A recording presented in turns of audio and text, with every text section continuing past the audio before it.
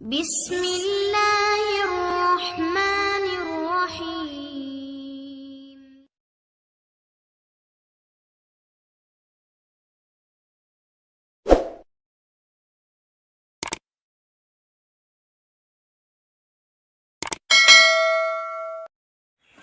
اللهم صل على محمد وعلى آل محمد وبارك وسلم. اللهم صل على محمد في أول كلامنا. اللهم صل على محمد في أوسط كلامنا. اللهم صل على محمد في آخر كلامنا. ایجوکیشن آف اسلام چینل میں آپ سب بھائیوں کو خوش آمدید۔ آج ہم پڑھیں گے صلح حدیبیہ اور ابو جندل اور ابو بصیر رضی اللہ تعالی عنہ کا قصہ۔ صلح حدیبیہ سن 6 ہجری میں حضور اقدس صلی اللہ علیہ وسلم جب عمرہ کے ارادہ سے مکہ تشریف لے جا رہے تھے، کفار مکہ کو اس بات کی خبر ہوئی تو انہوں نے اس بات کو اپنی ذلت سمجھا اور مزاحمت کی۔ آپ صلی اللہ علیہ وسلم نے لڑنے کا ارادہ نہیں فرمایا اور صلح کی کوشش کی۔ اس صلح میں جو شرائط لکھی گئی ان کو صلح حدیبیہ کہتے ہیں۔ اور ابو جندل ابو بصیر رضی اللہ تعالی عنہ وہ صحابی ہیں جو سخت تکلیف یا مشقتیں برداشت کر کے مسلمان ہوئے تھے۔ حضور اقدس صلی اللہ علیہ وسلم نے ان شرائط کی بنا پر ابو جندل ابو بصیر رضی اللہ تعالی عنہ کو واپس کر دیا۔ تو اس سے پہلے اگر آپ ہمارے چینل پر نئے ہیں تو چینل کو سبسکرائب کر لیں اور ساتھ میں دیے گئے گھنٹی کے نشان کو بھی دبا دیں تاکہ ہماری نئی آنے والی ویڈیو آپ تک بر وقت پہنچ سکے، اور ویڈیو پسند آنے پر لائک اور شیئر ضرور کریں۔ تو شروع کرتے ہیں۔ صلح حدیبیہ اور ابو جندل ابو بصیر رضی اللہ تعالی عنہ کا قصہ۔ سن 6 ہجری میں حضور اقدس صلی اللہ علیہ وسلم عمرہ کے ارادے سے مکہ تشریف لے جا رہے تھے۔ کفار مکہ کو اس کی خبر ہوئی اور وہ اس خبر کو اپنی ذلت سمجھے، اس لیے مزاحمت کی اور حدیبیہ میں آپ کو رکنا پڑا۔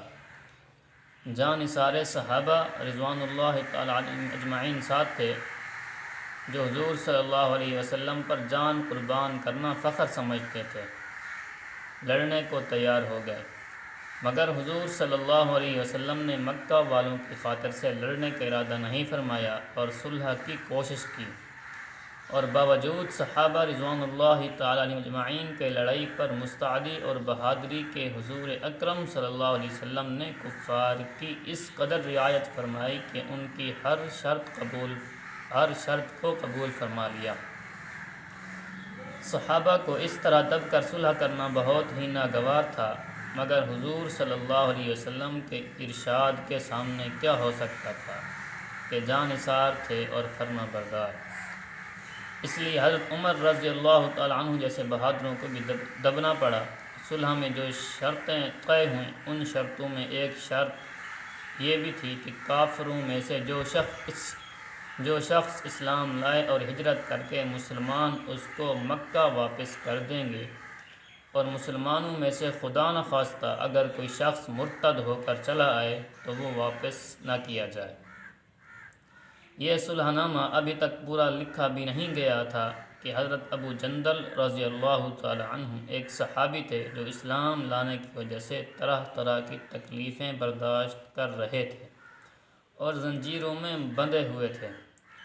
اسی حالت میں گرتے پڑتے مسلمانوں کے لشکر میں اس امید پر پہنچے کہ ان لوگوں کی جماعت میں جا کر اس مصیبت سے چھٹکارا پاؤں گا۔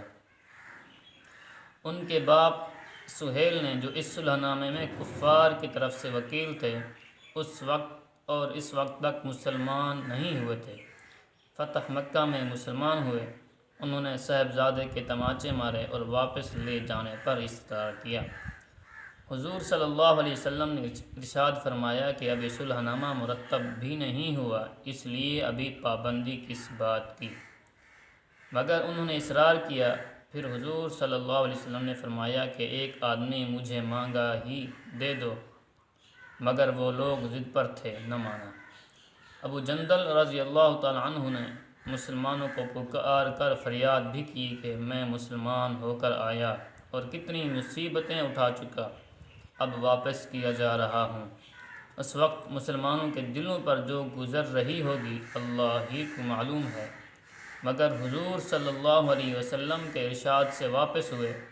حضور صلی اللہ علیہ وسلم تسلی فرمائی اور صبر کرنے کا حکم دیا، اور فرمایا کہ ان قریب حق تعالی شانہ تمہارے لیے راستہ نکالیں گے۔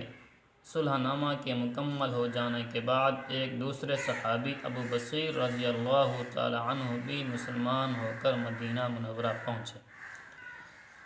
کفار نے ان کو واپس بلانے کے لیے 2 آدمی بھیجے۔ حضور اقدس صلی اللہ علیہ وسلم نے حسب وعدہ واپس فرما دیا۔ ابو بصیر رضی اللہ تعالی عنہ نے عرض بھی کیا کہ یا رسول اللہ، میں مسلمان ہو کر آیا، آپ مجھے کفار کے پنجرے میں پھر بھیجتے ہیں۔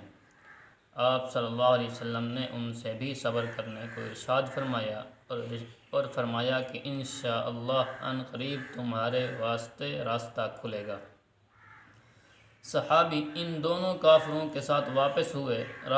راستہ میں ان میں سے ایک سے کہنے لگے یار، یہ تیری تلوار تو بڑی نفیس معلوم ہوتی ہے۔ شیخ، بعض آدمی ذرا سی بات میں بھول ہی جاتا ہے۔ وہ نیام سے تلوار نکال کر کہنے لگا کہ ہاں، میں نے بہت سے لوگوں پر اس کا تجربہ کیا ہے۔ یہ کہہ کر تلوار ان کے حوالے کر دی۔ انہوں نے اسی پر اس کا تجربہ کیا۔ دوسرے ساتھی یہ دیکھ کر ایک کو تو نمٹا دیا، اب میرا نمبر ہے۔ بھاگا ہوا مدینہ آیا اور حضور اکرم صلی اللہ علیہ وسلم کی خدمت میں حاضر ہو کر عرض کیا کہ میرا ساتھی مر چکا ہے، اب میرا نمبر ہے۔ اس کے بعد ابو بصیر رضی اللہ تعالیٰ عنہ پہنچے اور عرض کیا یا رسول اللہ، آپ اپنا وعدہ پورا فرما چکے کہ مجھے واپس کر دیا، اور مجھ سے کوئی عہد ان لوگوں کا نہیں ہے جس کی ذمہ داری ہو۔ وہ مجھے میرے دین سے ہٹاتے ہیں، اس لیے میں نے یہ کیا۔ حضور صلی اللہ علیہ وسلم نے فرمایا کہ لڑائی بھڑکانے والا ہے، کاش کوئی اس کا معین و مددگار ہوتا۔ وہ اس کلام سے سمجھ گئے کہ اب بھی اگر کوئی میری طلب میں آئے گا تو میں واپس کر دیا جاؤں گا۔ اس لیے وہ وہاں سے چل کر سمندر کے کنارے ایک جگہ آ پڑے۔ مکہ والوں کو اس قصہ کا حال معلوم ہوا تو ابو جندل رضی اللہ تعالی عنہ بھی جن کا قصہ پہلے گزرا چھپ کر وہیں پہنچ گئے۔ اسی طرح جو مسلمان ہوتا وہ ان کے ساتھ جا ملتا۔ چند روز میں یہ ایک مختصر سی جماعت ہو گئی۔ جنگل میں جہاں نہ کھانے کا کوئی انتظام، نہ وہاں باغات اور آبادیاں، اس لیے ان لوگوں پر جو گزری ہوگی وہ تو اللہ ہی کو معلوم ہے۔